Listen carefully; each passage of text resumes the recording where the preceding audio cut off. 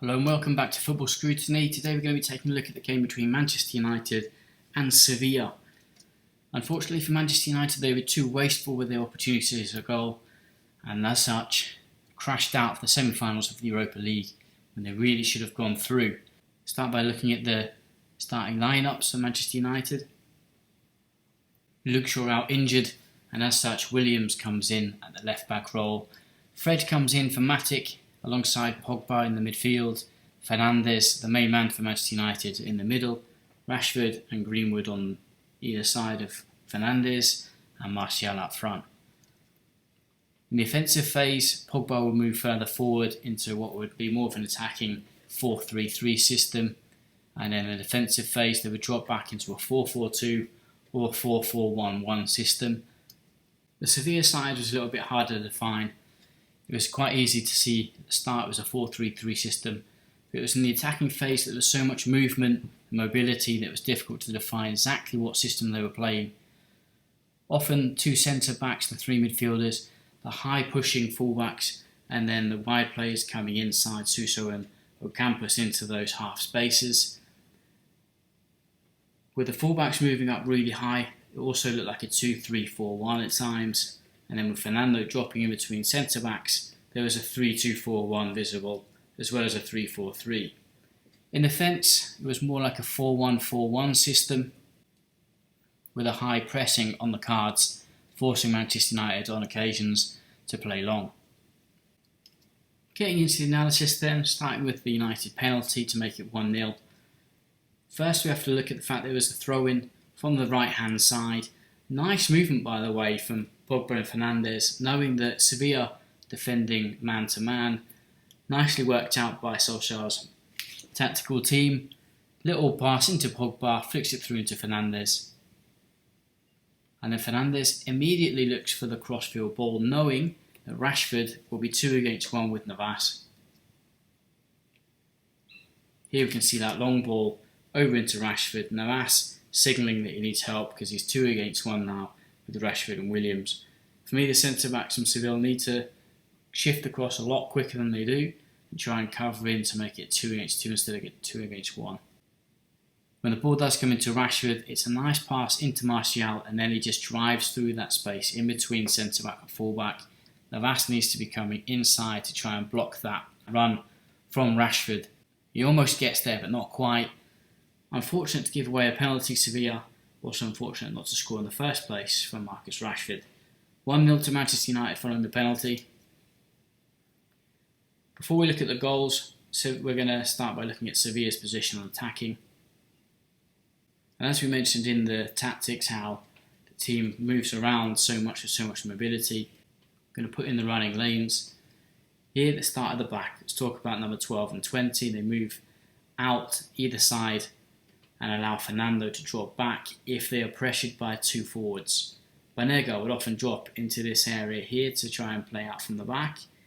Both fullbacks, Navas and Reguilón, would move high up the pitch, and Suso, number 41, and Ocampos would move inside into those half spaces.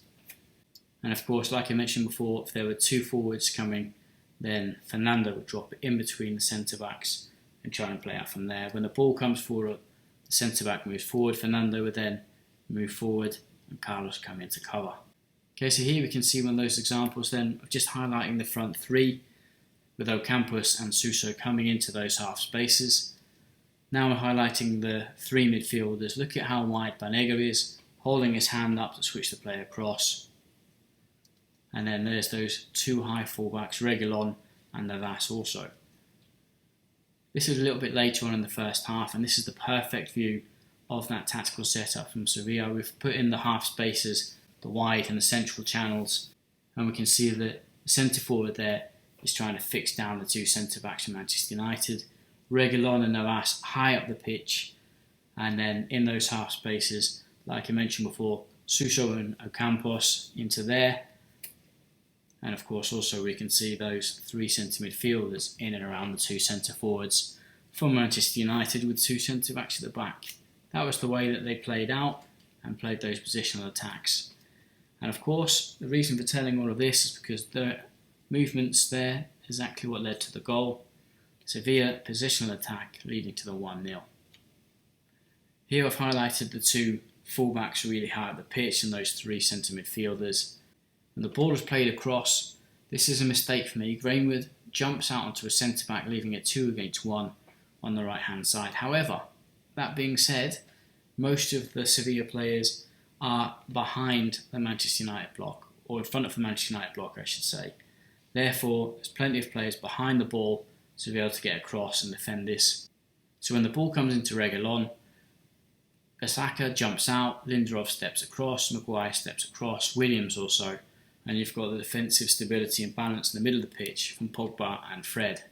The problem now though is that when Reguilón plays that pass in behind, Lindelof of course has to go and follow, but Reguilón is able to run in. So what I want everyone to check out is the difference between Wan-Bissaka, which is for me was already slow and gets beaten by Reguilón inside, but also the movement from Pogba. Pogba far too slow to get back into a defensive position. So by the time the ball is played back into Reguilón, Wan-Bissaka is the wrong side of him. Pogba is just jogging back. For me, Pogba, as he is on that side, Pogba should be coming in instead of Fred into that defensive position, and Fred should be picking up the edge of the box and helping out defenders Maguire and Williams. I've got nothing against Pogba, but his defensive work is really poor. It really needs to improve. Every time I watch Pogba play, I'm expecting him to defend like Patrick Vieira, getting back those long legs, driving back and just leading the team, and he never quite seems to do it. And of course, the two centre-backs need to drop into here and try and pick up body positions to be able to turn and face away from their goal and be able to spot the runners coming in. Unfortunately, you can't quite get back in time to pick up those positions, and between the two of them, they're poorly profiled and they manage to get the cross, and Suso does the rest and makes it 1-1. Manchester United's high pressing. They tried to press early on in the stages of the game, trying to press high. Here, when the ball comes across, Fernandes tries to jump out. Pogba with Banega.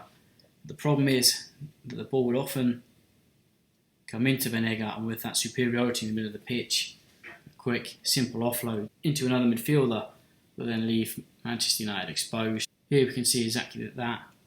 Ball comes into Banega, simple offload into Jordan, and they're able to play out. As a result, they dropped more into a mid-block where they were able to try and win the ball back and counter-attack. Okay, so as a result, we're going to take a look at now the Manchester United mid-block to offensive transition. Instead of being in those high positions, they then drop back into that mid-block, that 4-4-2 mid-block, which we were talking about earlier. And the idea is that Rashford and Greenwood would try and block these passes inside into Suso and into Ocampos. If the ball was to come wide, Rashford would then jump across, Fred, Pogba and Greenwood would shift across. But if the ball was to go higher, then it would be Williams that would come out, Rashford and Williams would double team him, and the whole team would shift across. So here's an example of that 4-4-2 mid-block. Centre-back bringing the ball out, and Rashford there is inside, quite tight inside, trying to prevent that pass into Suso, but also ready to jump out onto the full-back Navas if the ball gets passed out. On this occasion, Fred intercepts the ball inside, and Manchester United are able to launch a counter-attack. This was a great opportunity for United. Nice movement from Martial, dragging that outside centre-back inside and creating space for Fred to run into. And then Fred, to be honest, he's not the person you want in that situation. You'd much rather it was Greenwood getting forward. For Manchester United, they don't make the most of this opportunity to make it 2-0 early on. Another mid-block example, this time the young Greenwood not blocking that pass inside into Ocampos and allowing that pass to go through. So that's the mid-block for Manchester United, and it's how they often counter-attacked when they win the ball back.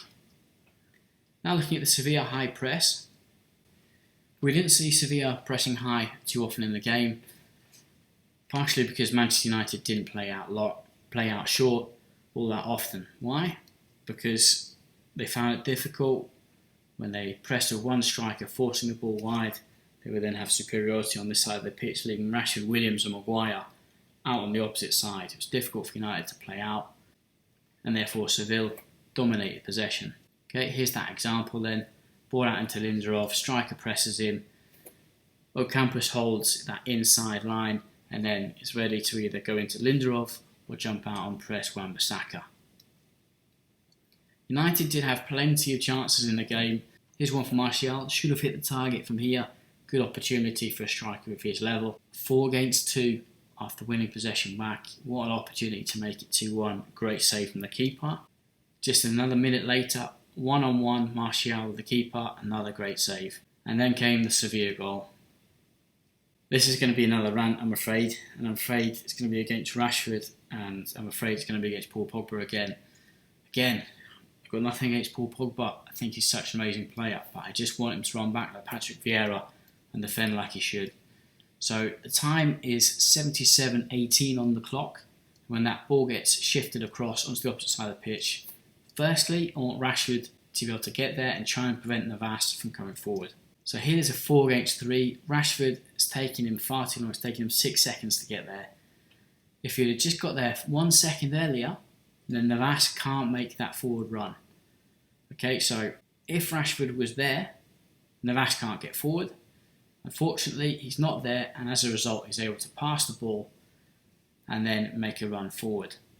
Paul Pogba, for me, needs to be getting back into that double pivot position next to Fred. That was his role in the defensive phase. You've got to get back quicker and prevent any Sevilla player from receiving the ball in that area which I've highlighted here. Try and block off passing lanes into that area. Doesn't get back in quick enough, and as a result of not getting in quick enough, he's unable to block this pass coming inside. So firstly, Rashford needs to try and force Navas backwards in the first place. Secondly, Pogba needs to be getting in next to Fred and preventing passes coming inside like this. So when that pass does come in, Pogba has to come in close, Fred has to come in close also, and Sevilla are able to make a pass through. All of this being said, the whole time Manchester United have had superiority in defence all the way throughout. Williams, all he needs to do is try and block this cross, force him wide. Maguire's felt that he has to go out and try and protect the young Williams in case he gets dribbled. And Lindelof and Wan-Bissaka are 2 against 1 in the middle. For me, Wan-Bissaka needs to be goal side of his man. Doesn't matter if you're pushing the line back a little bit. You should be touch tight with that man and not let him get in front of you. So you need to be in front, and Lindelof needs to try and block any cross coming into the near post. Obviously they don't, and it ends up 2 against 1, and United are out. So what are my conclusions from this game? Well, it's quite clear really. Manchester United wasted too many chances. They were obviously really dangerous on the counter-attack. Williams, for me, still a little bit off the pace with regards to being a world-class left-back, and United suffered for it. And for Seville, well, the mobility in their attacking system was impressive. Eva Banega, which we haven't really talked about in the analysis, was sublime with his passing and distribution of the ball. Those high fullbacks, Reguilón and the ex-winger Navas, creating real problems up and down the pitch. And of course, Sevilla dominated possession with that system of 3 players in the middle of the pitch against United's 2. Overall, I think it was an even game. Manchester United, though, with the amount of chances they had, 20 shots altogether, will feel a little bit aggrieved not to have taken this game into the final.